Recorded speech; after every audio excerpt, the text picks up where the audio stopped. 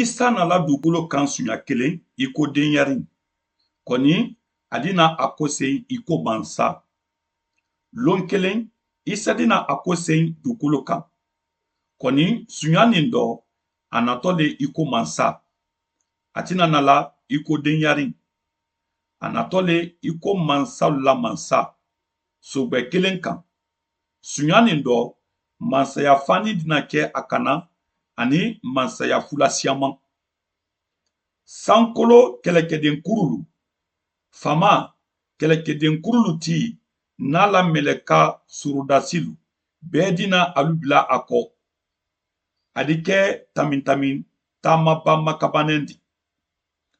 Budulu dina fɛ ani mɔɔ minnu sanɛ ni Isa ko ka di tɛrɛ alu ɲɛ olu bɛɛ ni ma dina wuli saya dɔ ka yɛlɛ san ma Isa la bɛndiya. Alu ka mansa natɔ mɛn makɔnɔ. Ba fama yɛrɛ le jitɔ ka bɔ sankolo dɔ ani jamarilikanba do ka mɛlɛka kunti do kan mɛn ani alalabudufɛ kan minnu sara mɔɲana tɔmɔnen dɔ olu le fɔlɔ wulitɔ. Duniya mun mɛn dina lɔn ko mansa Isa le ye. A tɔ dina bonya ka tɛmɛ bɛɛ kan. Mansa Isa mɛn natɔ ye mansa la mansa le di.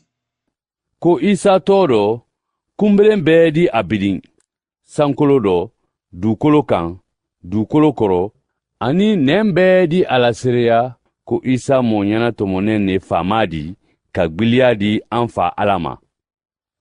Suɲa nin dɔ duniya bɛɛ dina lɔn ko Isa ye mansa le di. Alu dina lɔn ko Isa ye mansal bɛɛ dɔ bunba le di mɛn ɲɔma ye mansal bɛɛ la mansa.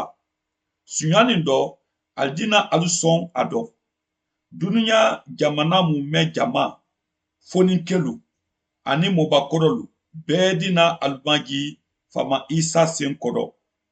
Hali mɛn t'a fɛ ko Isa ye kɛ mansa di olu dina alu magi a kɔrɔ. Ba mɔgɔ si tɛna sela i banna a dɔ suɲa nin dɔ. Mansa Isa ye mansa le di mɛn natɔ ani a ye mansa la mansa le di habadan habadan.